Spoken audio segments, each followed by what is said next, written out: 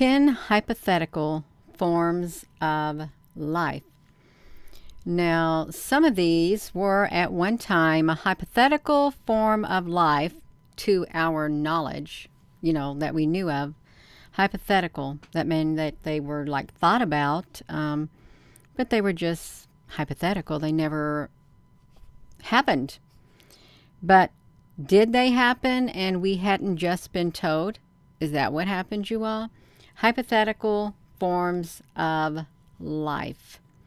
So we're going to look at that because we're talking about life forms. We're talking about this invasion. We got an invasion of humanity taking place. A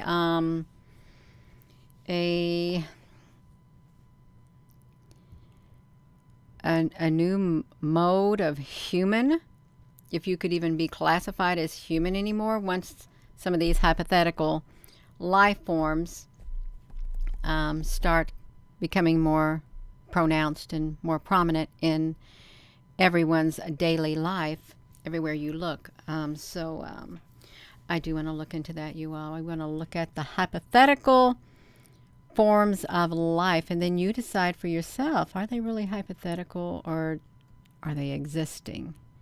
That's right. It's something worth looking into. It is. And we are going to look in it. Hello, Frank and Nadine, George, Michelle, Dennis, Linda, Talana, Deborah, Trisha, Sue, Wes. Hello, everyone. So we're going to go over there and we're going to look. I found an article. Actually, I just now got on the computer. I want to go look at this, you all, because I really don't think that they're so hypothetical. I really don't. But I'm going to do this. It's been fact-checked. Well, that makes it all the better, you all. It's been fact-checked. And it's had 584 shares. So let's see if we can come over here.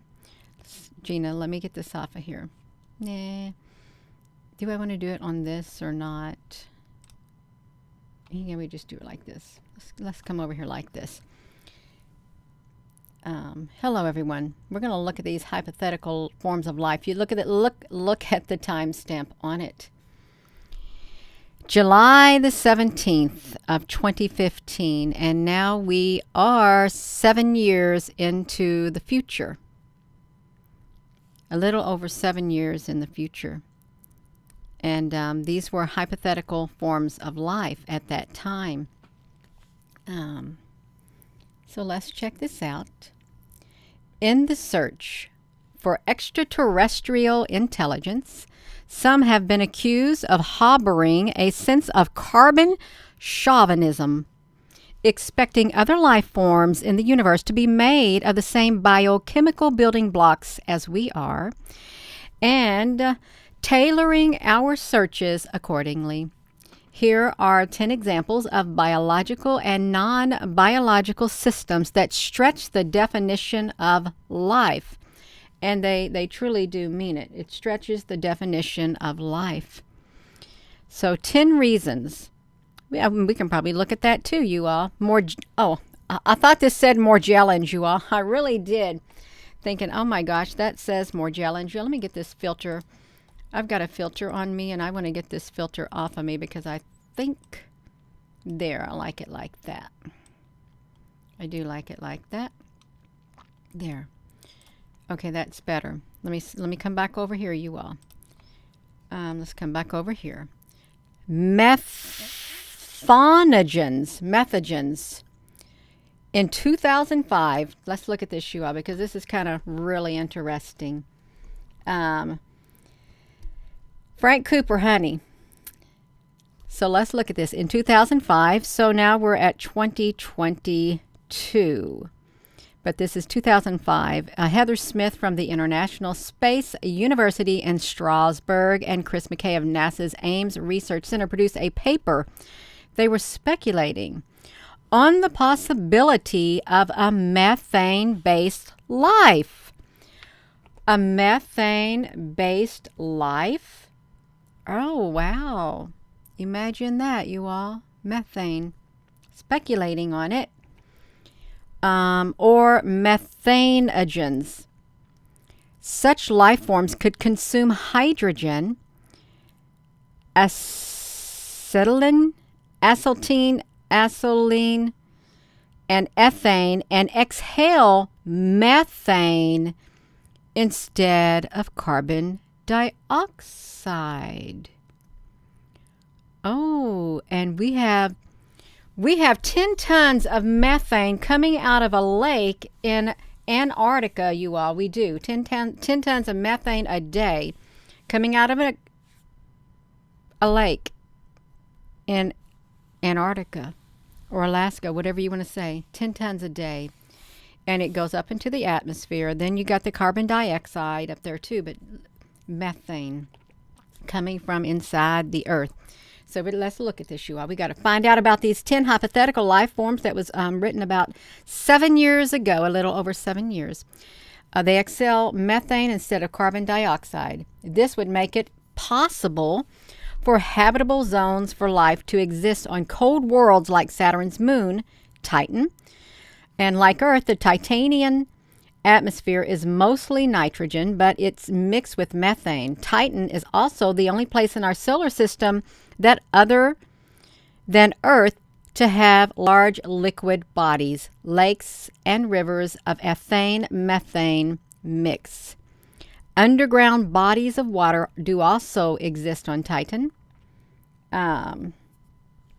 Liquid, do exist on Titan. I can't look at the comments, you all, because I'm going to get distracted. Please keep your comments respectful. Okay, please do that. They got lakes and rivers of ethane-methane mix, and underground bodies of water do also exist on Titan, its sister moon Enceladus, and the Jovian moon Europa, however. So liquid is considered necessary for the molecular interactions of organic life, and most attentions have been focused on water, but such interactions are also possible in ethane and methane. So we've got NASA ESA Cassini, the Cassini. You can see it up here, the Cassini. Huygens mission in 2004 observed a muddy world with a temperature of negative 179 degrees Celsius, negative 290 degrees Fahrenheit. Let me do this. Okay, so somebody is going to get themselves. Look, you want to come in here? Let me just make this clear. Even though there's no moderator on here, you think I'm going to let you come in here and disrupt this live stream like you just did? No, I'm going to block you. If I see your comment, if I see it once and you're doing something and I have to hide your comment, that's fine. If I see it once again and I have to comment, hide it again, third time you're out. Sometimes you won't even get a third time. All it's going to take is one time, and then I'm going to block you, and you're going to be totally blocked off this channel from ever commenting again. Please keep your comments respectful, or I'll block you too. I will. I don't have a problem with it at all. I don't. You think I do? I don't. Hello, Applebrooks, honey. Thank you. So, where water is solid as a rock, methane flows through the river valleys and the pools near the polar lake. In 2015, a team of chemical engineers and astronomers at Cornell University developed a theoretical cell membrane. Oh, they made a cell membrane made of small organic nitrogen compounds that was able to function in Titan's liquid methane. You know that what's the building blocks of life? Do cells play a role in the building blocks of life?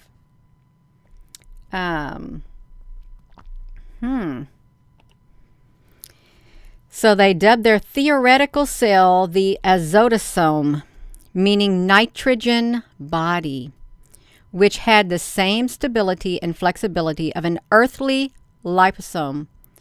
The most prominent molecular compound was acrylitrile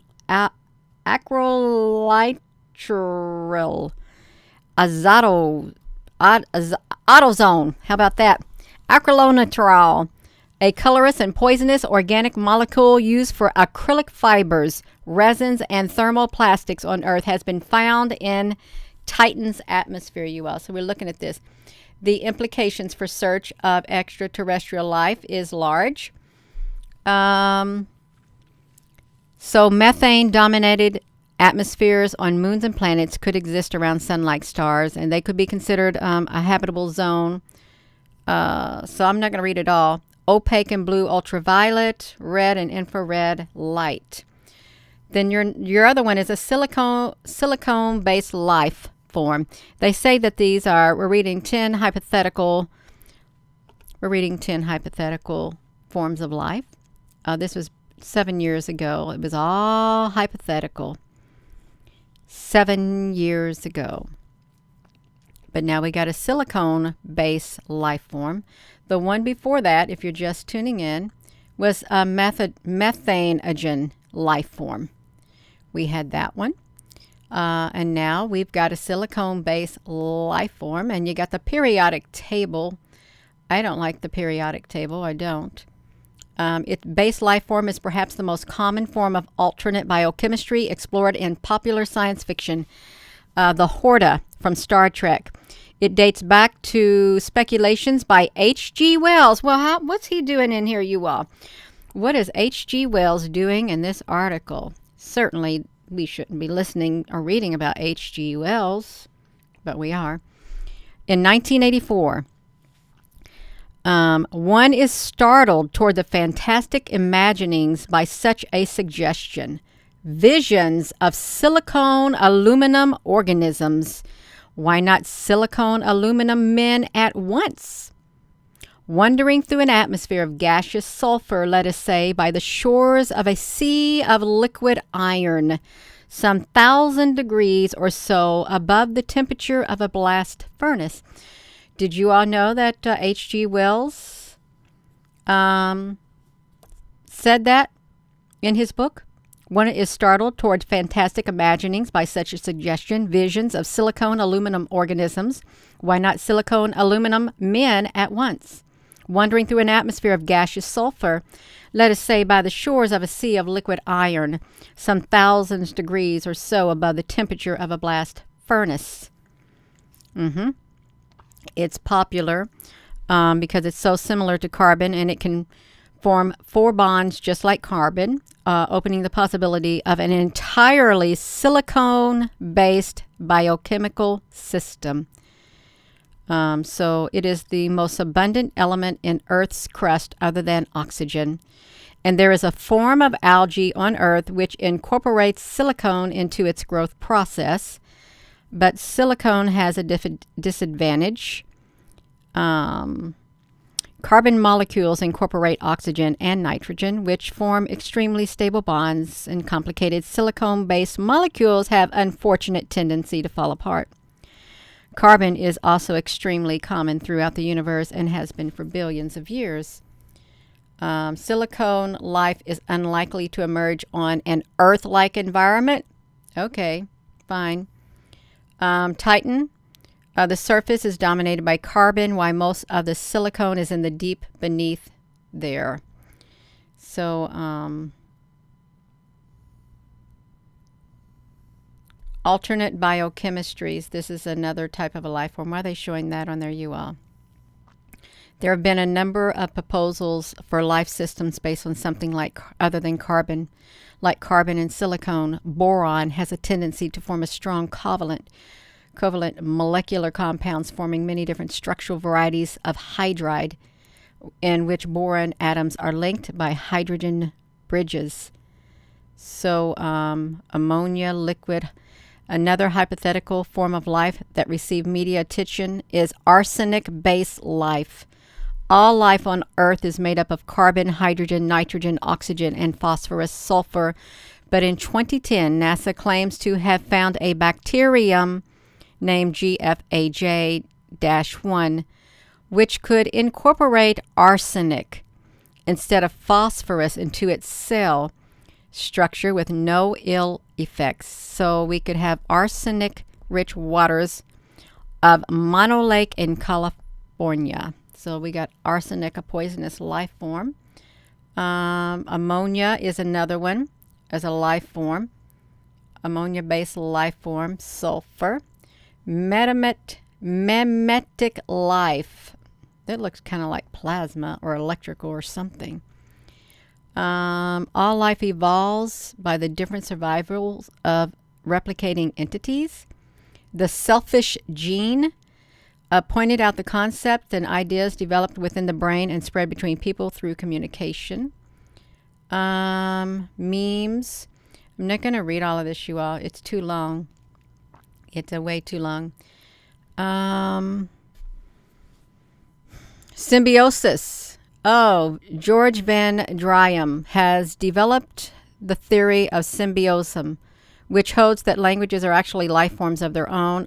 Outer linguistic theories held the language was a kind of a parasite. Oh, really? But Van Dryam holds it's an entity inhabiting our brains. We live in a symbiotic relationship with these language organisms, and without us, they cannot exist. And without them, we are little more than a feral hominid. Oh. He believes that the illusion of consciousness and free will emerges from the interaction between the animal instincts, hungers, and lusts of the human host and a linguistic symbiote reproducing itself through ideas and meanings. An XNA-based life, past, that's the future. Life on Earth is based on two information carrying molecules, DNA and RNA. Any polymer, RNA and DNA. So we see those. Cytosine 2012. They developed xenonucleic acid, XNA, and synthetic nucleotides, similar to DNA and RNA. So we got that. So they created the 6 new genetic systems, and we have spoken about this before on this channel. We did. We spoke about this: HNA, CENA, LNA, ANA, FANA, and TNA.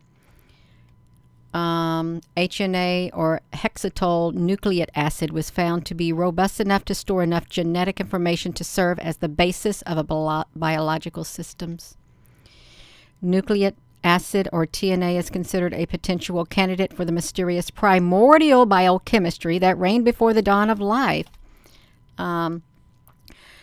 Chromodynamic, weak nuclear force, and gravitational life. These are the 10 hypothetical life forms right here. I'm not going to read all of this. I'm not. Dusty plasma life forms. Are they admitting that plasma is a life form? I see that. 2007. Helical structures interact with each other in a manner very similar to organic chemistry. This behavior occurs in a state of plasma, the fourth state of matter beyond the solid, liquid, and gas, where electrons are torn from the atoms, leaving behind a mass of charged particles. So they have just now said that plasma is a life form. These complex self-organized plasma structures exhibit all the necessary properties to qualify them as a candidate for inorganic living matter. They are autonomous, and they reproduce, and they evolve. So right there, right from their mouth. This was back in 2007. This was they wrote about it back then. They're a life form. Look at that. Some helical structures forming in plasma may resemble DNA. Wow. Furthermore, the fact that helices self-replicate is also no indication of a life potential. Clouds can do that too. Oh, wow. Clouds can do that too. Most damningly, much of the research was based on computer models rather than observation. Clouds can reproduce too, you all. All right. Eat gels, whatever eat gels are. Oh, that looked like fool's gold. Is that a life form? It kind of looks like it. No.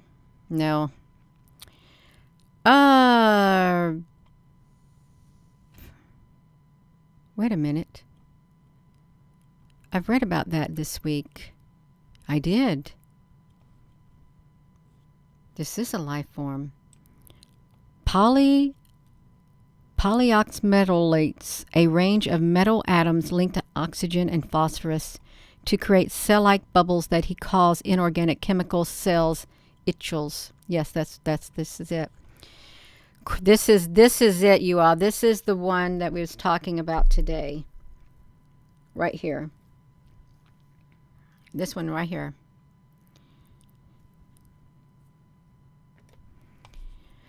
Cronin's team began by creating salts from negatively charged ions of the large metal oxides bound to a small positively charged ion such as hydrogen or sodium. A solution of these salts is then squirted into another salt solution full of large positively charged organic ions to small negative ones, you all. So this goes along with what we said today. The two salts meet and they swap parts, and the large metal oxides become partnered with the large organic ions, forming a kind of a shell or a bubble that's insoluble in water. By modifying the metal oxide backbone, the bubbles can be given the characteristics of a biological cell membrane and selectively allows the chemicals in and out of the cell, potentially allowing for the same kind of controlled chemical reactions that occur in living cells. The team also made bubbles within bubbles, mimicking the internal structures of biological cells, and has made progress toward creating an artificial form of photosynthesis, which could potentially be used to create artificial plant-like cells. Other synthetic biologists note that the cells will never be lifelike until they have some system for replication and evolution like DNA. Cronin is said to be hopeful that continued development will show the way, and potential applications for the technology include developing materials for solar fuel devices. These cells can also store electricity, and potential for medical applications. The grand aim is to construct complex chemical cells with life-like properties that could help us understand how life emerged, and also to see the approach to define a new technology based upon evolution in a material world, a kind of inorganic living technology. Then you have the von Neumann probes. Is that Michio Kaku? A machine-based artificial life is a common idea. Look at that. A machine would require self-control and self-repair mechanisms. He came up with the idea of creating a self-replicating machine based on the observations of how life increases in complexity through replication. Yeah, I know this is very boring. Because it's got a lot of information in it. And it will allow for evolution and increase complexity over time. Look at this, you all. Sending self-replicating robots into space may be the most efficient way to colonize the galaxy, possibly occupying the entire Milky Way in less than 1 million years, even if they are constrained by the speed of light. Michio Kaku says a von Neumann probe is a robot designed to reach distant star systems and create factories which will reproduce copies of themselves by the thousands. A dead moon rather than a planet makes the ideal destination for von Neumann probes, since they can easily land and take off from these moons, and also because these moons have no erosion. These probes would live off the land using naturally occurring deposits of iron, nickel, etc. to create raw ingredients to build a robot factory. They would create thousands of copies of themselves, which would then scatter and search for other star systems. Various versions of basic von Neumann probe idea have been developed over the years, including exploration and reconnaissance probes for quiet exploration and subtle surveillance of extraterrestrial civilization, communication probes spread throughout space to better detect the extraterrestrial radio signals, worker probes to build supermassive cosmic structure, and colonization probes to seed new worlds with settlers. There could even be uplift probes designed to guide nascent civilizations into space. More worryingly, there could even be berserker probes designed to extinguish any trace of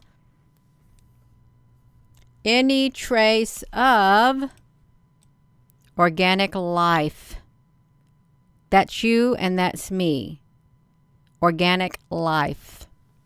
That could even be animals and birds and stuff. To extinguish any trace of organic life they encounter, plants maybe, which may necessitate the building of police probes to guard against such attacks. Considering that some compare von Neumann probes to a kind of interstellar virus, did you hear that?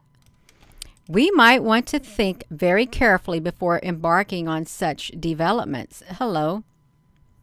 Then you have a Gaia hypothesis. Conventional view of life is that life arose on Earth and has prospered because of material conditions. We're right.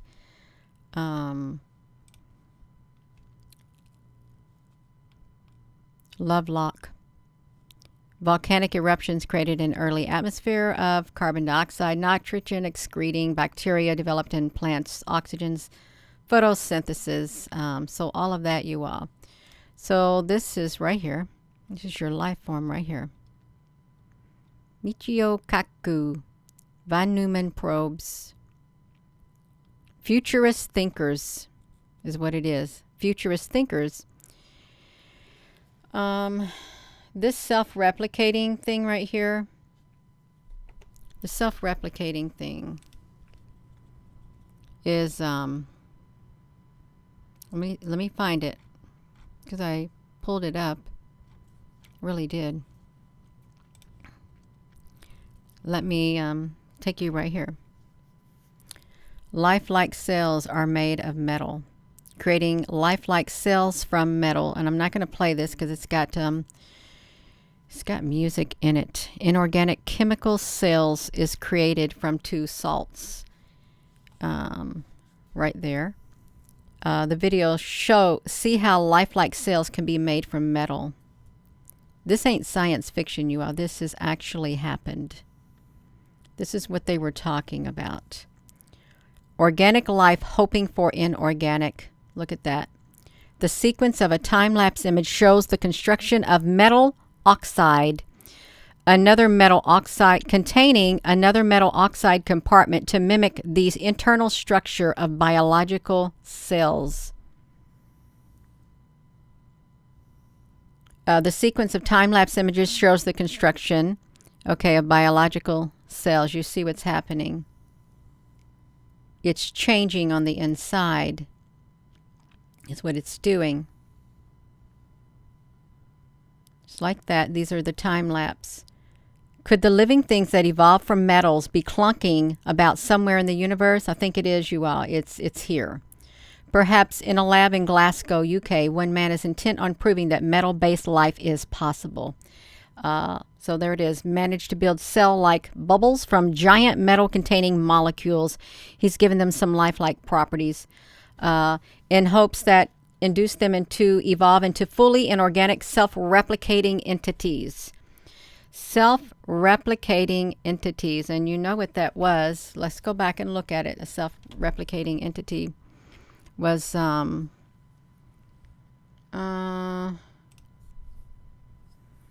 me see it. We just read it. The 10 hypothetical life forms. Unless they took it away from us. I think they did. They took it straight away. 10 hypothetical life forms. I can't find it no more. It's gone. That's okay, you all. That's not a hypothetical life form. It isn't. It's real. A metal-like life form with cells, biological cells. You heard them say that that such a life form, if it was built, it could seek out organic life and get rid of it. You all, I got dirt on my head from being under my car. You might look like I got a mustache. I was underneath that car messing around, fixing vacuum lines and stuff like that. So, yeah, that's what I got on my head. So, mercury bots and stuff like that, they can take their shape if they want. They can do it all. Oh no, my nose is starting to itch. Oh, just like that. Oh no. So I don't think it's a hypothetical life form at all. I think they have had plenty of years to develop. 10 years. A lot of advancement can be done in 10 years. It really could be. Could you imagine seeing Terminator-like people walking around? You can't kill them. You can't. They keep replicating. They already have. They want to build robots like that. They've made that quite clear. Build machines that can self-replicate. And they already have, let me tell you what, they already have artificial intelligence that can replicate and build. Say this computer right here that I've used. You can build a virtual one identical to it with just the push of a button. Just like that. A virtual one. So it's very, very, yeah, it's very real. Every single bit of it, you all. And I am going to go. And this was, it's weird. It's really weird. We live in a weird world with different types of life forms. Some that seem so sci-fi, but they're really not sci-fi. They're actually real. And, if you hadn't seen the video earlier today that I did, the first one, go to timestamp 23 minutes and 35 seconds, and you'll see what we were talking about. You'll see what we were talking about in it. It's talking about the living metal is what it was, living metal, and we use this right here in it. It's living metal from which transformers are constructed in is known by many names: bioorganic, proto-matter, techno-matter, synthio-metallical, birth metal, cyber metal, sparked metal. They got a genetic code. That's what they said. Self-replicating structure and a genetic code. Do you think it's too far-fetched to believe it? And look, they can, they will be able to heal damage done over time with their metallic cell regenerating and growing. They can be replaced with duplicates from ordinary metals. They can regenerate into their bodies. This may seem make-believe, but really, is it make-believe? Here, listen to this. This is the greatest advance in modern physics since the splitting of the atom. Programmable matter. We can turn anything into anything. Gil Wimberly, The Age of Extinction. Oh, wow. I didn't know that was Transformers. 2014. Following the Battle of Chicago. So if you live in Chicago, you better watch out, because humanity has come to fear both the Autobots and the Decepticons alike, with the aid of the Transformer mercenary named Lockdown. Oh my gosh! Did you just hear that? Lockdown. Oh, wow. That's really wild. That's wild, you all. That is so wild. Transformer, The Age of Extinction. And you know what happens in Chicago? What is the place? Bastivia in Chicago is where the Fermilab is Bastivia, Chicago. It's a branch of CERN. Transformers Age of Extinction is the fourth film in the live action series. June the 27th, 2014. Following the Battle of Chicago, humanity has come to fear both the Autobots and Decepticons alike, with the aid of the Transformer mercenary named Lockdown. A CIA task force operated by Harold Attinger begins hunting the remaining Transformers on Earth. Hunted by enemies that were once his allies, Optimus Prime lost faith in humanity and sends his forces into hiding. Now, 5 years later, struggling inventor, single father, Cade Yeager, discovers a damaged Transformer, placing both himself and his daughter on a collision course with events that will threaten the extinction of humankind itself. The trouble with loyalty to a cause is that the cause will always betray you. That's right, you all. This is like wild. Look at that. The Battle for Chicago. The Battle of Chicago. Well, if you live in Chicago, oh my friend, I can only say this. Of all the souls I have encountered, he was the most human.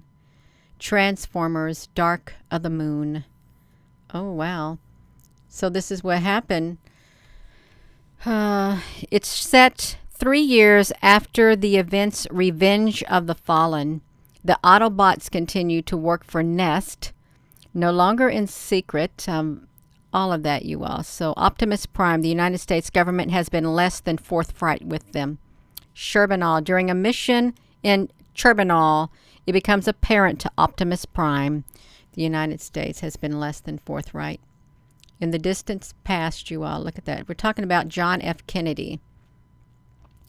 In the distant past, during the later days of Cybertronian, and we just saw that is called living metal, and they have created it. They have somehow got a hold of it. So this is not make-believe, you all, at all. None of this is make-believe. It's real. They attempted to leave the planet with groundbreaking technology aboard the Ark. Sentinel Prime. His ship was shot down by the Decepticons after being sent hurling through space, crashed into Earth's moon in 1961. The crash is noticed by the humans on Earth, leading the space race under President John F. Kennedy. Landing on the moon as part of the Apollo 11 mission in 1969, astronauts Neil Armstrong, Buzz Aldrin used several minutes of radio silence to investigate the spaceship and discover that mankind is not alone in space. Did something crash? Okay, you all. Did something crash on Earth? Something must have crashed on the moon in 1961.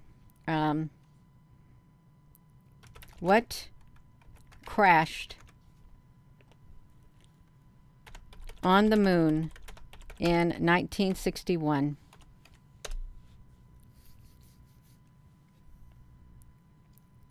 Crash landing on the moon in 1959.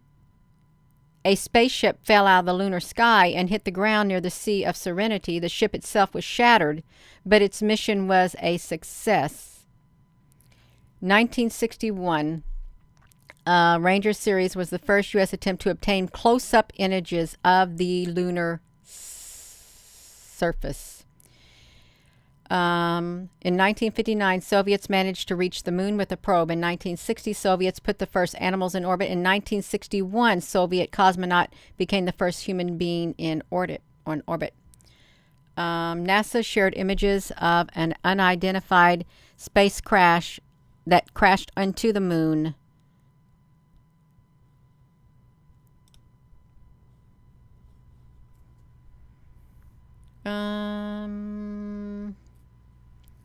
When did that happen? When did it crash into the moon? We just wanted to see what it was, you all. Lunar probes. So they've sent something up there. 1961, the Soviets became the first one on the moon, right there in 1961. So, in 1961, something crashed in the Earth's moon. The crash is noticed by humans on Earth, leading to the space race. That's what happened, you all. There was a space race under John F. Kennedy and landing on the moon, Apollo, in 1969. Neil Armstrong and Buzz Aldrin, radio silence. At the present day, the Autobots are still part of NEST, operating with the U.S. Armed Forces. They have also begun to help humanity in its local conflicts. Bumblebee sideswap on a mission to Chernobyl nuclear power plant. You believe this? What if this is the real truth right here? And you have Chernobyl, you have Cybertron, Matrix leadership, Autobots. What if all of this is the real truth? All of this stuff right here, you all. What if it is? What if that's how it happened?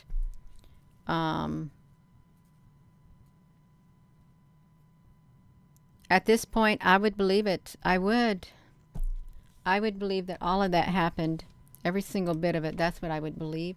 It all happened. And it's probably still happening. Yeah. That's right. I'm going to go, you all. I'm done talking. And sorry about that boring first part of this, because it really was kind of boring. But it's 10 hypothetical life forms, unless you like to read stuff like that. No, I'm not going to sit and read. It's too boring to read, although we know that there's a lot of different types of life forms out there, and there's some that we don't even hear about that are created. And there are some that have been created, and they have a will of their own. They do. And humanity, they will not let humanity stand in their way at all. They won't. It's all right. So, with that being said, hello, wherever you are in any part of the world. Hello. From my heart to yours, love you. Have a wonderful rest of your afternoon, you all. Thank you for tuning in. Thank you, Apple Brooks. If there's any other moderator on here, thank you. I would encourage you all to read up yourself on metal-based life forms. Read up on it. Search all you can search. Find out for yourself. Don't take my word for it. Do your research and decide for yourself. Is it hypothetical? Is it? You'll find out it's not hypothetical anymore. It's not. Have a wonderful rest of your evening. Love you.